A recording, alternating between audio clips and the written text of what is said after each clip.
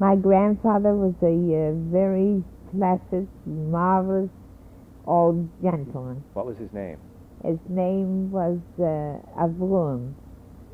You would say Avram or Abraham. My grandmother was a lovely old lady that I take her double, according to my father. You felt that when I would laugh or run, you would shut in his eyes and think his mother is doing it. What was her name? And her name was Ita. Would it mean anything? Ita? Yeah. That was her name. Now, your mother's parents. And my mother's parents died very young, the mother and father, and she was left a twin with her little sister. And they were raised by an aunt who was like a witch, very mean and miserable to them. But she outgrew it, and she was a lovely, gentle, fine person. My mother had 10 children.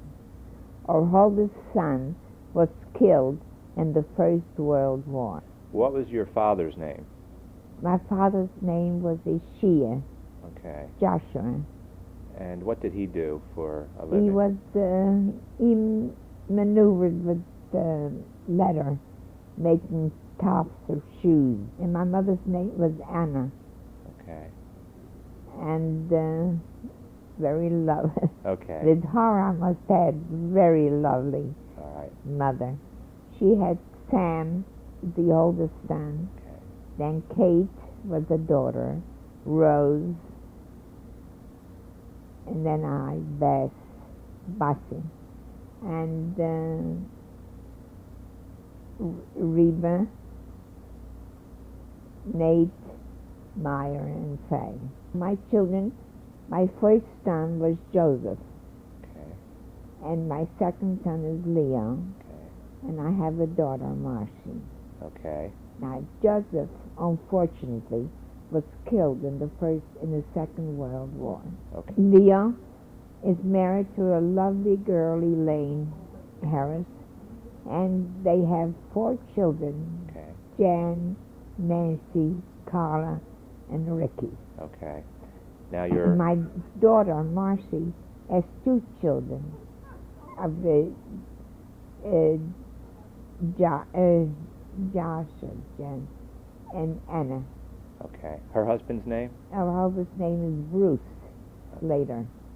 When you were a very little girl, When I was growing a up little in girl, Russia, what are some of the first things you remember growing up? What kind of games did you play back then? Well, Tell me about your childhood friends. childhood friends were very lovely. We lived in a small town, and the neighbors were not neighbors. It was like a family affair. What was the name of the town?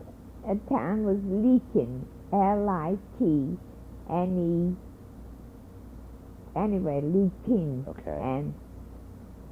And I am. And we were there until most of the children grew up there. My father decided that there's no future for the children to grow in a small town. So he went to the United States. And how old were you at that point? I must have been around 7 years old, or Okay. 8 years Well, old. what was before you moved? Let's stay in Lietzen for a few minutes here. What was it like growing up? What kind of games did children play then? They play here. What kind of games? Jumping rope and play with what do you use those jacks, and the same, and then go to the pool, to the swimming pool. There was little, not pools, little lakes, Yeah. You would undress completely. There were no bathing suits, and everybody would jump in the water. That was very pleasant and very nice. We, for once, lived in a street where all synagogues were there.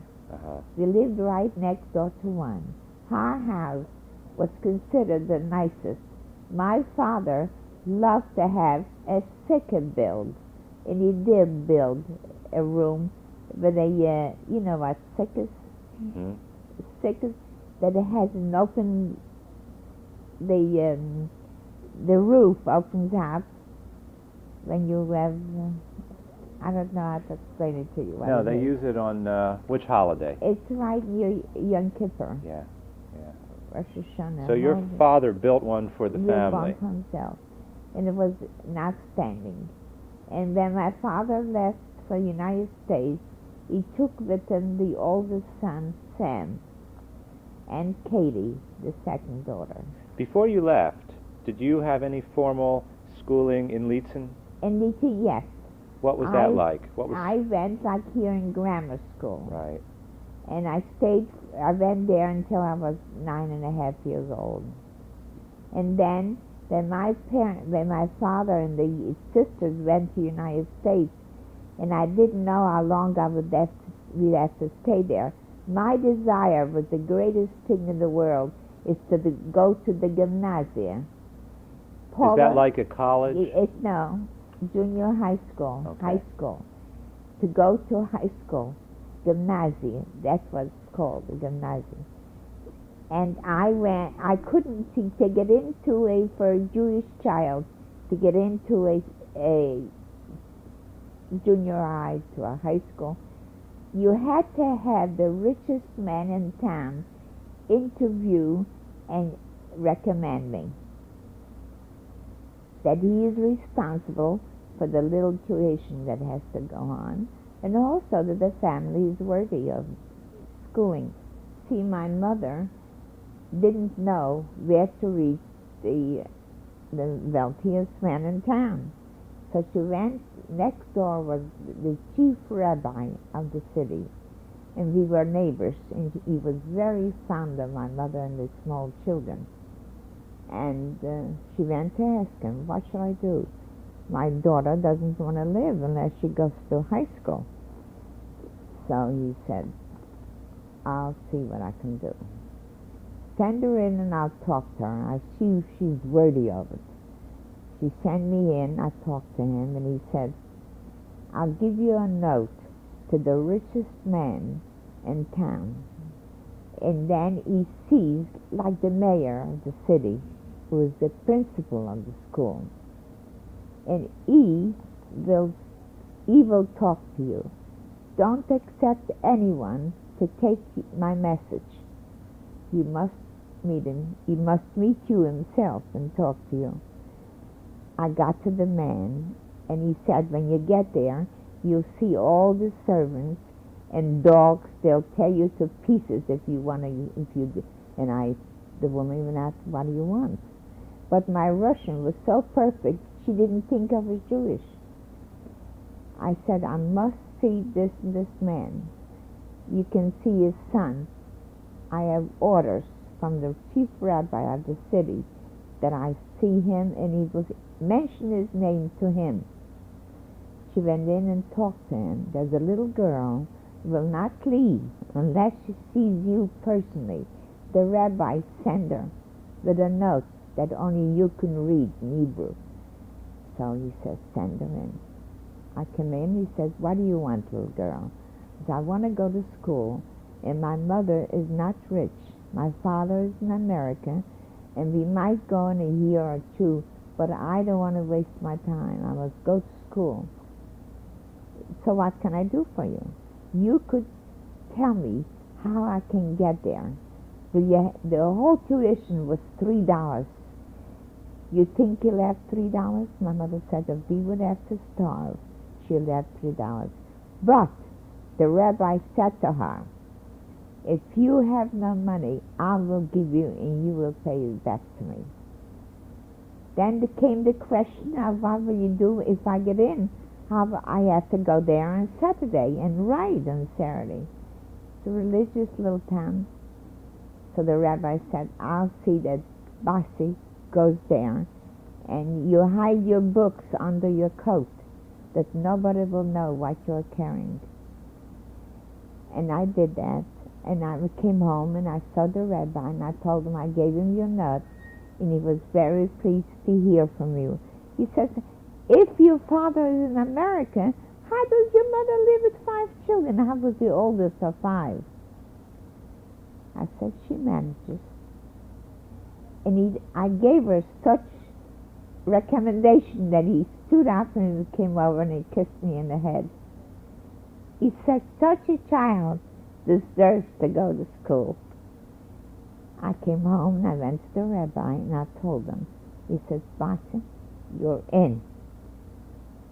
And don't forget, you hide your books under your coat. Nobody will know what you're carrying. And I did. And I got into school and I was doing exceptionally well.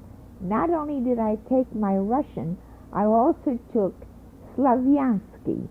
Slaviansky is like you teach Jewish children Hebrew.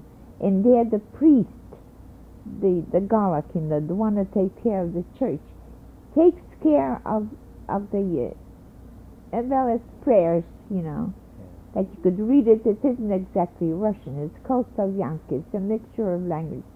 I took it too, and I was outstanding in it. And that gave me a desire, gave me permission to get in and take there. And my mother managed the $3 tuition. And after that, we got word from my father in 1912 that he sent tickets for us to go to America. And naturally, I had to leave school and everything that goes with it. And we went. And on the way, that's when the Titanic went down. The boat, 1912. That's when you came to America, 1912. Yeah. Then, you know, but when we got on the boat, the youngest two children, Meyer and Faye, got the measles. And my mother said to me, go outside. We came to Philadelphia on Snyder Avenue, wherever the boat lands. I was never there ever since. And one man spoke to me. He says, little girl, who do you want? I said, I want my father. How can I get your father? What do you think this is, a small town in Russia? This is America. I said to him, if you listen to me, I'll tell you how to go get my father. You'll tell me? I said, yes. I always address the letters to him.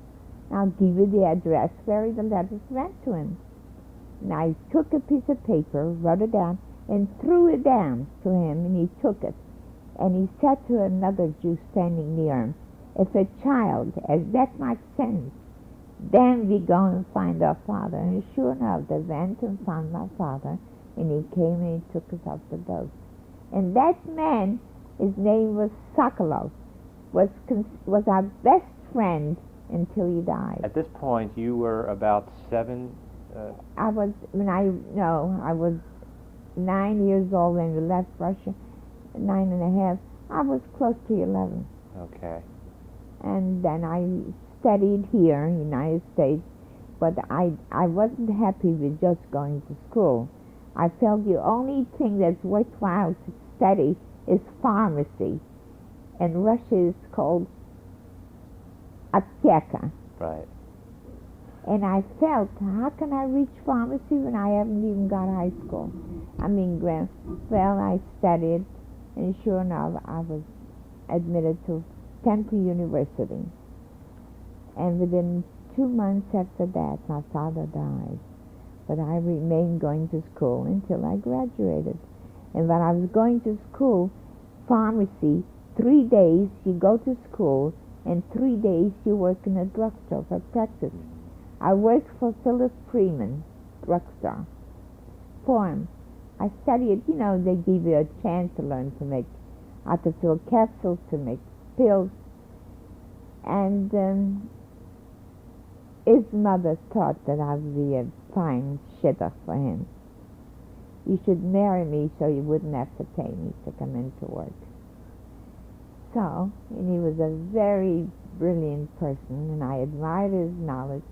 Like this woman said, if anybody needed a book, they came to Phil Freeman.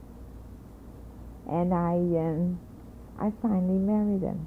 And when I got through with pharmacy, I was very close with the assistant professors that quiz you. Like the assistant professor in chemistry was Dr. Shetterly. And he said to me one day, you know, Bess, your aunts are so quick. You would make a terrific, that time it was chiropody, chiropodist. I said, I don't know if I could go because my father just died and tuition, he had to, college. So he says, I'll see what a school will do for you. They'll give you credit for all the subjects you took in pharmacy. You wouldn't have to take them in chiropody. Just anatomy, dissection, and other stuff. And if your mother could see you through, then you go. And I did. I went in and I took chiropody. And then after that, I worked with my husband in the drugstore. And I had an office for myself, a chiropody office. In the United States, while you were in school, you were here then with your brothers and sisters. Everybody had come from Russia. My mother and father. And where did you live? We lived at 17 Green. What was the house like? It was a very nice house, an old house, but plenty of room for the children to sleep. That was the most important. And the mother that we had was one of the nicest and the finest housekeeper. No matter what you made and came home, we had enough to eat. She was very happy to work hard. And our ambition in life is to see all these children to see through college. How did you children get along with each other while you were growing up? Well, some children are mild and some children not. Now, the two little boys that were left was Meyer and Mildred, and Nate, right. Dr. Colton, and Meyer. And they were like two little boys. Each one had certain things to do in the house to help the mother. Meyer was to scrub the floor, the step in the front, then they come for lunch. Nate was to sweep the yard, and they did it. And how about the girls? And the girls was Rose, Reba, I, and Faye. What were your jobs? We got along like sisters, fight sometimes, and nice sometimes. In each other, you take each other's clothes and tear each other's hair out. And we got along very well. And slowly, Rose, shall I go on? Yes. Rose got married, and married a very nice man, professional. That was my mother's desire, was a druggist. And of course I married Philip Freeman and had family. My father was a mild person. He never believed in hitting a child. Talk to them. Make him understand kindness and see that you go to school and do your lessons, but don't kill each other. That Meyer and Nate, would pull each other's head off. And they all would bring their friends to the house and also to eat lunch with us. It was a happy family. But like children grow. Sure. We weren't exceptional, I assure you. Okay. But the one that stand out to be exceptional was the doctor, Nathan Colton. He decided that his desire was to be a doctor. And of course, as I said, my father died when I was graduating pharmacy. And but I married a man who was very kind and felt he had no father. And if this is his great desire, we'll see that he gets into a medical school. He couldn't get in Philadelphia, so my husband went with a couple of doctors to Washington. And he got into Georgetown University, and that's where he graduated medicine. Okay. He came home. The only one we couldn't make to take a profession was Mike's father, Meyer Colton. That was my youngest brother. I got a teacher in Bread. That was his excuse. But he was very nice and very mild and he loved to be a businessman. My mother was a very religious woman, and it came like Passover.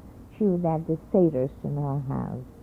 And of course, my sister Faye, that you heard me mention before, Dr. Epstein, was she and my mother would make these affairs. What were they like? It was terrific. The nicest seder anybody could have, because Meyer and Nate, they were the head, and Sam, they were the heads of the family. They were the makers seder that I've never been to one ever since they stopped it. My mother died from a stroke at the age of 72. And after that, the family broke up. Who would come to these seders? Was it just the immediate All family? the children and grandchildren and neighbors from the country where we came from, and everything was there, and enough for everybody. Mm-hmm. Not only enough, each child went home. They had to take a cake and a bottle of wine. Were there any family traditions or things that happened in your family? Did certain members do certain things during these gatherings? The only tradition, we had nothing special. We tried, my mother was a type, the fear we might eliminate Judaism. We had to, she wouldn't speak a word of English, but Jewish, because we might forget. And it's very kosher and very strict, and we lived up to her. Okay, so that was the main tradition. That was the main tradition. And fortunately, all the children lived up to it.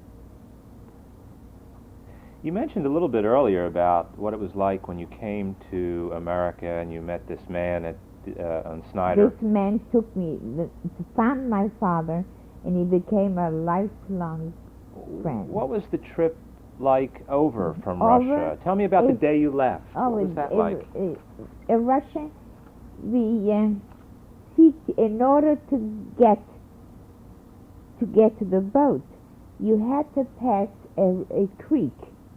It's called the Granitz. Want to put it down? Granitz? It's down. Yeah. We got it. And slowly, and being my mother had young children, a young boy, and the little girl, Faye, was only about a year and a half or 2 years old, and no, 2 years old. Mm-hmm. And going across, she had to stuff their mouth with something, so fear they might cry or scream or something, get frightened. And all of us came to London, to Liverpool. That's part of London. Were you running from something? We were running from Russia. We were going, in order to get to the United States, you have to pass a creek. It's called the Granitz. Mm-hmm. That separates Russia from Germany. We didn't go to Germany, but we went to Liverpool. It sounds like you were sneaking away, though. No, we didn't run away.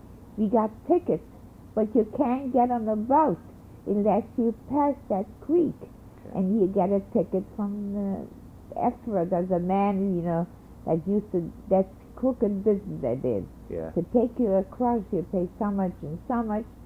And but the thing that was interesting, that my mother had sense enough to stop Myers, Matt, and Faye, the two youngest ones. And the Matt, they shouldn't scream, they shouldn't holler, they want something. Once they always had soldiers, and they would kill you. What kind of soldiers? From Russian. So they didn't want you to leave? To leave Russia. They didn't want you to leave? No. They couldn't. You couldn't leave unless you had the ticket from the United States with the ship's cost and place was, I don't know. People don't understand it, and you can't really explain it to them. But when we got to Liverpool, that's when the terrible trouble started. That boat was the sank. What was that? The boat that sank? The Titanic. Then we were all afraid to go on the next boat. But you did anyway. But we did go, and we got to the United States, and my father came and took us down. And I could remember the day he took us down was Shavuos. That's May. It's, you know what Shavuos is? Isn't Shavuos? After Easter comes Shavuos.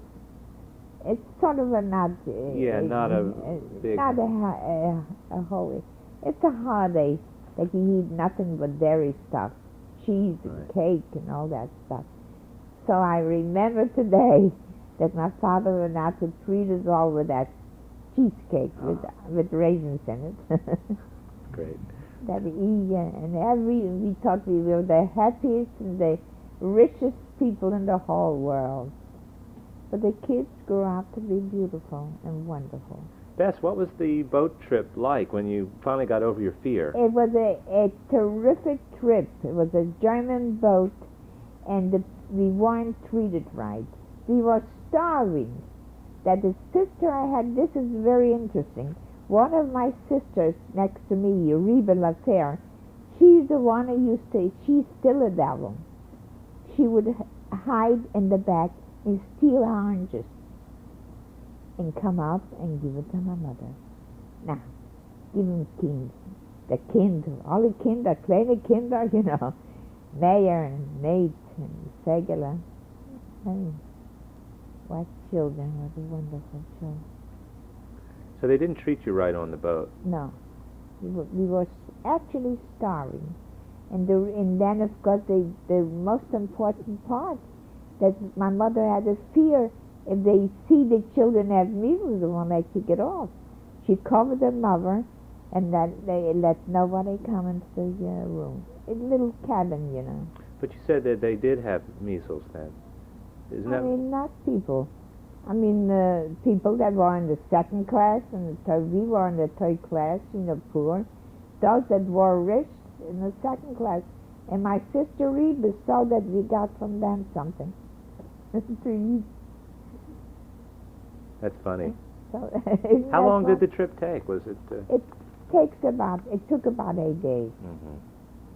A week or more. The boat was only 4 or 5 days. But then we were in Liverpool. And I could see London today on pictures. So many years ago.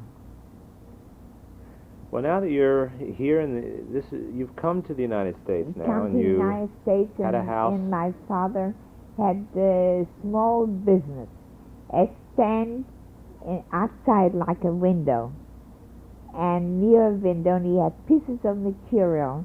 He would go to a shop who would sell out. You know, they would manufacture something, and ran into the left, and he would buy out the small pieces of material and resell them. And when I came in, because I spoke Russian so well, and down we came to South Philadelphia, Mercer Street. That was near Snyder Avenue, and that's where he had the business. And he said to me, "You come out and help me sell the material. You can't verraten the Russians.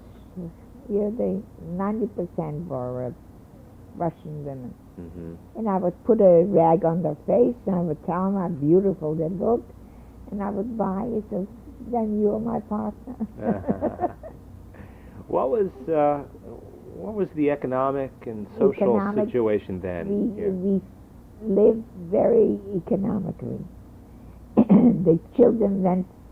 We all went to work when you came of working age.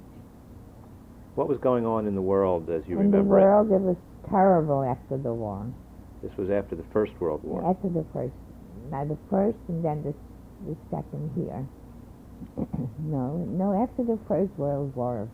You, of course, don't remember, but I do. It was terrible in the United States, too. Why? And everybody, you would go out and sell for the government and collect. And that's how the world went on, but we pulled through very nicely with a gang of children like that. But the desire of my father and mother was very great to give us food. That was the most important, is food. And then being so capable, my mother and my oldest sister would keep us in clothes. From small pieces of material we pick out that my father bought, and she would cut it out. Katie, the oldest daughter. Elliot knows our daughter. Edith. She would, with my mother, cut it and keep us in clothes. So that's how you kept in And close. that's how we kept it. And we kept together. That was another thing. That was important. The most important, that the mother kept us all together. And slowly, one by one, everyone got married and had their own children. And my mother was very good with the children, with the grandchildren. And so we pulled through. When you were in school for pharmacy, is when you met your husband. My husband, Phil. I relieved him. I was a relief clerk in a store for 3 days, every other day that you don't go to school. And of course, I was very capable. And his mother thought if he would marry me, it would solve this problem. He wouldn't have to pay anybody. And slowly, the father of my husband, who was a very nice old gentleman, and mother, they met my mother and they discussed it, and I married him. And then I had my own family. But my husband was a fine gentleman. He felt that my mother's children, Maya and Nate, shall not suffer. So he was like a father. Because they had no father. Mm-hmm. And they wanted a bicycle very badly. You bought them a bike. Maya remembers that.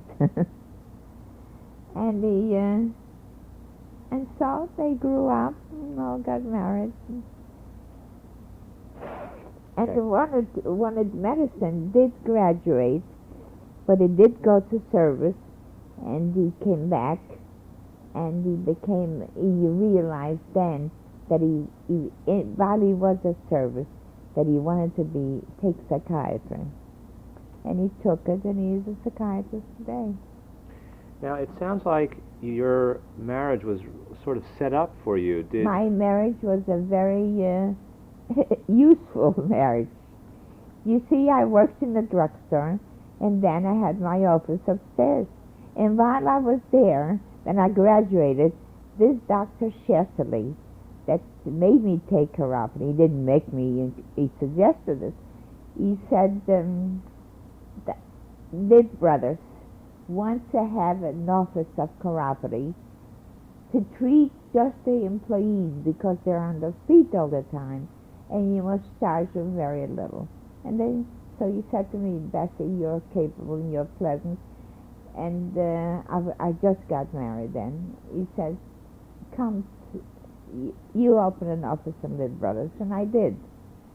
And while I was there, I had my first child. So I gave the office up on Lid Brothers, and the person that took it out until Lid Brothers existed and then failed. And so we went on. And that was, what else can I tell you? There's nothing much to tell, really. Our life was a pleasant one. The great misfortune happened that in the Second World War, I lost my oldest son. And my youngest son was so depressed that he couldn't hardly study. He went to Switzerland, and he graduated medicine there. Mm-hmm. And came home, and he married a lovely girl. And younger son, that's Leo, the one who's a psychiatrist now. He too centered on psychiatry. Not because my brother was one. He wanted psychiatry when he was a little boy.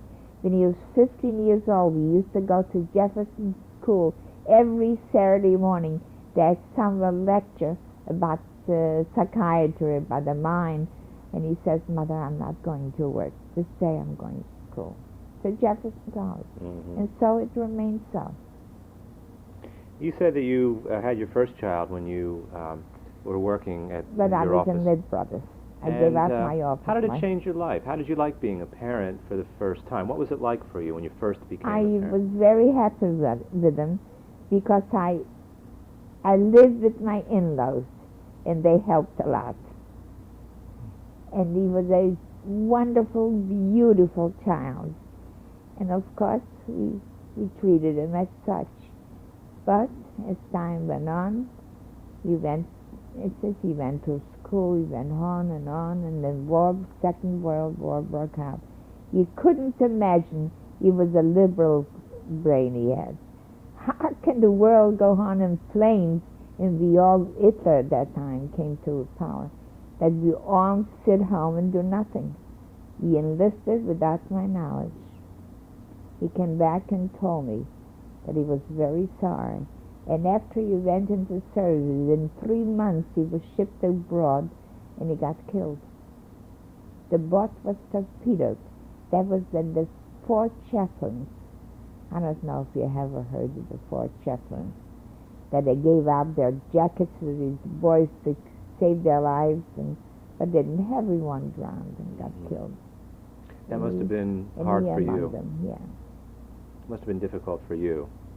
That must have been very difficult for you when that happened. Very difficult. I don't know how you survive such tragedy. But I was very happy to let my son go to Europe because I felt he had a life of his own. He has to live. People would come and say, how can you send Leo to Europe when you just lost Joseph? I said, but Leo has to live. He has to have his life. And he wants medicine. That was during the war. It was very difficult to get into a college. So he went to Zurich. And he was admitted, and he did very well. He graduated.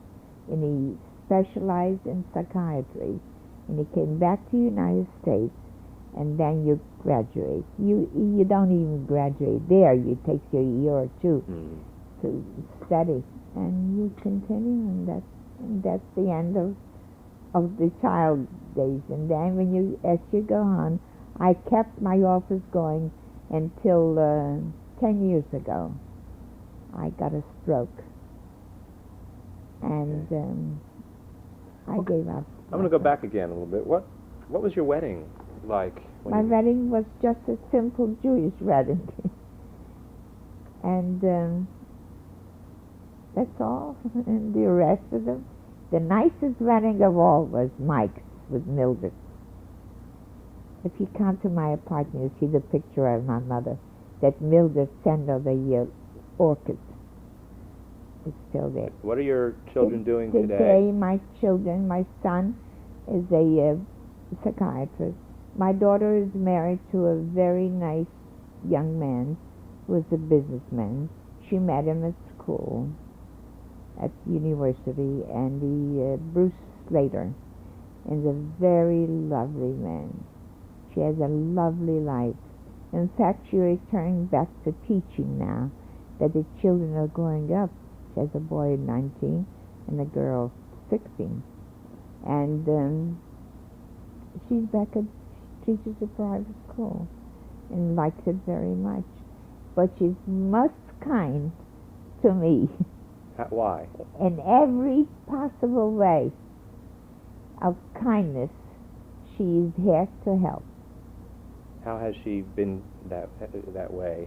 Help, not financially, I don't need her, but I mean in general. If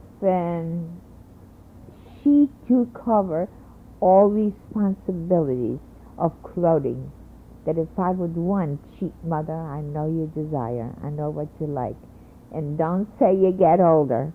You'll never get old in that respect. You like it, and you get. And my son is very kind to me in every way. I'm here in this institution through my son. To get here, you have to be made of money. They strip you. The only thing is left is your body, your scalp. But my son took over completely. So you're very grateful to him. Yeah. I'm grateful to everyone who's nice, and my family is most kind to me. All my family. And I love them all. Of all the things you've done, what would you say is the most important or gratifying goal that you have achieved?